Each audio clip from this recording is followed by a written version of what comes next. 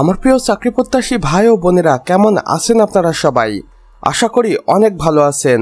দেখুন, আমারটা অনেকেই প্রশ্ন করেছিলেন বাংলাদেশ সিআইডি নিয়োগ লিখিত পরীক্ষার নমুনাপত্র বা এই পরীক্ষায় কি ধরনের প্রশ্ন আসতে পারে তার একটি প্রতিবেদন তৈরি করে দিতে। আসুন দেখে নেই বাংলাদেশ সিআইডির লিখিত পরীক্ষার প্রশ্নপত্র কেমন হয়ে থাকে বা এখানে মান বন্টনী বা কেমন হয়। এখানে দেখুন সময় 2 ঘন্টা এবং পূর্ণমান 100।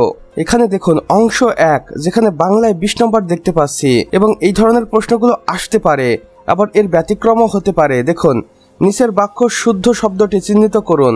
এখানে 4টি শব্দ আছে, যেটি শুদ্ধ সেটি আপনাকে চিহ্নিত করতে হবে, যদিও সবগুলো দেখতে একই রকম। যদি বাংলা ব্যাকরণে ভালো হয়ে থাকেন তাহলে অবশ্যই এখান থেকে সঠিক উত্তরটি খুঁজে বের করতে পারবেন।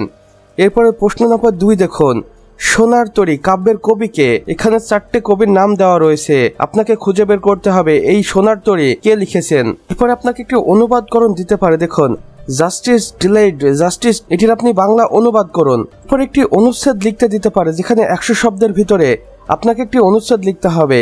বিষয় থাকবে দুর্নীতি প্রতিরোধ যুব সমাজের ভূমিকা, অথবা এখানে প্রশ্নের ধরনটা কিছুটা অন্যরকম হতেও পারে। এটা শুধুমাত্র নমুনা প্রশ্ন আমার প্রিয় চাকরি প্রত্যাশী ভাই ও বোনেরা, আপনারা যেন কখনো মনে করবেন না এমন প্রশ্নই আসবে, কিন্তু প্রশ্নগুলো আলাদা আলাদা হতে পারে।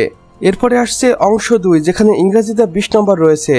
এখানে আপনাকে একটি শূন্যস্থান দেবে, সেটাকে পূরণ করতে হবে। এরপর থাকতে পারে চুজ দ্য কারেক্ট সিনোনিম, তারপর একটি ট্রান্সলেট করতে দিতে পারে। দেখুন বাংলাদেশ একটি শান্তিপ্রিয় দেশ, এটিকে ইংরেজিতে কনভার্ট করতে হবে বা ট্রান্সলেট করতে হবে।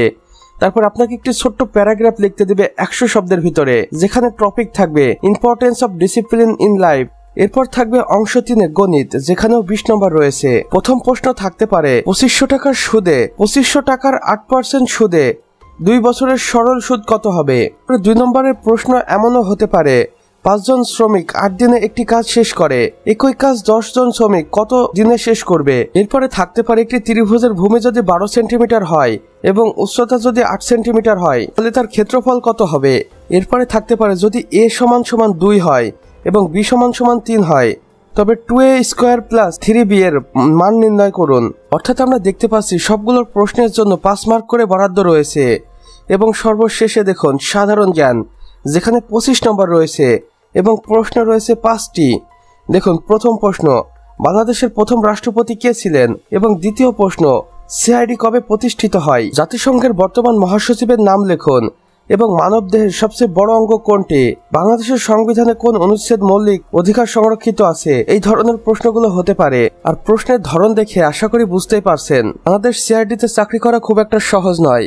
এখানে চাকরি করার জন্য আপনাকে লিখিত পরীক্ষার ক্ষেত্রে কত পড়াশোনা করতে হবে। অংশ 5 থাকবে আইন ও সাম্প্রতিক বিষয়বলী সম্পর্কের প্রশ্ন, যেখানে 15 নম্বর থাকবে। প্রথম প্রশ্নটি দেখুন দণ্ডবিধি 1860 অনুযায়ী চুরি কোন ধারায় সংজ্ঞায়িত। এরপরে থাকবে সাক্ষী বলতে কি বোঝো। তারপরে প্রশ্ন থাকতে পারে সাইবার অপরাধ প্রতিরোধে আইন 2006 সালে হালনাগাদ করা হয়। এরপরে থাকতে পারে সাম্প্রতিক বাংলাদেশে চালু হওয়া নতুন ডিজিটাল নিরাপত্তা আইনটির নাম। এ ধরনের প্রশ্নগুলো হতে পারে। এবং মোট 100 নম্বরের মধ্যে আপনি যদি 40 পান তাহলে আপনাকে পাস বলে গণ্য করা হবে। আমার প্রিয় ভাই ও বোনেরা, এটি ছিল আমাদের শুধুমাত্র একটি নমুনা ভিডিও। এই ধরনের প্রশ্নগুলো আসতে পারে এমনটাই অনুমান করে আমরা এই ভিডিওটি বানিয়েছি। তাই আমি আপনাকে বলবো, আপনি যদি বাংলাদেশ সিআইডিতে চাকরি করতে চান তাহলে প্রচুর পড়াশোনা করতে হবে এবং সকল প্রশ্নের উত্তর আপনাকে জানতে হবে। তো আমার প্রিয় ভাই ও বোনেরা, আমাদের আজকের ভিডিও এতটুকুই। ভিডিওটি ভালো লাগলে অবশ্যই একটি লাইক করে দিবেন এবং কমেন্ট বক্সে লিখে জানাবেন আমাদের আজকের ভিডিওটি আপনাদের কেমন লেগেছে। তাহলে আপনার অন্যান্য চাকরি প্রত্যাশী বন্ধু বান্ধবদের সাথেও শেয়ার করতে পারেন, যেন তারাও কোনো না কোনো ভাবে এই চাকরি নিয়োগ বিজ্ঞপ্তির মিস না করে যায়।